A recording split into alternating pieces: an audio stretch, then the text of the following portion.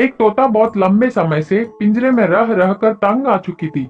वह खुला आकाश में उड़ना चाहती थी। बहुत प्रयत्न करके आखिरकार तोता पिंजरे से उड़कर बाहर जंगल में आ पहुंची। तोते को जंगल का वातावरण बहुत पसंद आ गया। हर रोज तरह तरह के मीठे फल खाती थी। पगली जैसी उछलती फिरती जंगल के चारों ओर घूमती थी।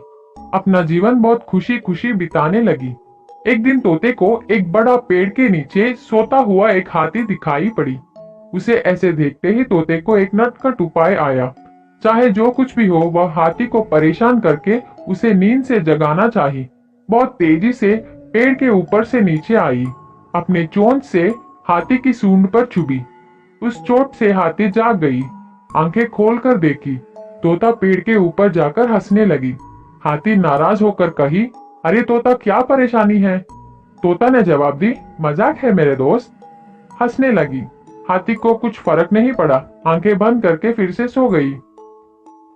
कुछ देर बाद तोता फिर से नीचे हाथी के पास आकर दोबारा उसको परेशान की और तुरंत वहां से उड़कर पेड़ के ऊपर चली गई। हाथी गुस्से से चिल्लाई, अरे तू फिर से आ गई, क्या कुछ काम नहीं है क्या? लेकिन तोते को यह बहुत मजाक लगा। बार बार ऐसी शरारतें करने लगी।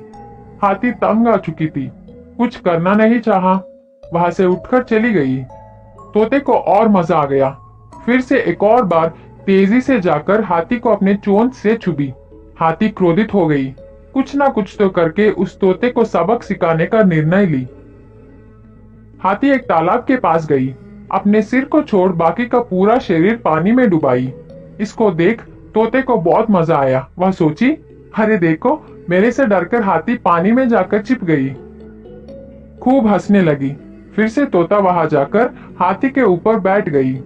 हाथी को चुबाना चाहिए। हाथी को पता था कि तोता आएगी, इसलिए उसने पहले से ही अपने सूंड में पानी भरकर रखी।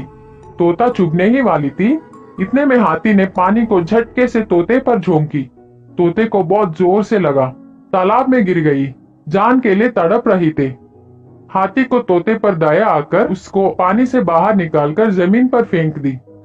तोते ने हाथी से क्षमा मांगी। उसको बहुत अच्छा सबक मिला। हाथी जोर से हंसकर वहां से चली गई। अब तोते को बड़ों और छोटों के बीच अंतर पता चल गया।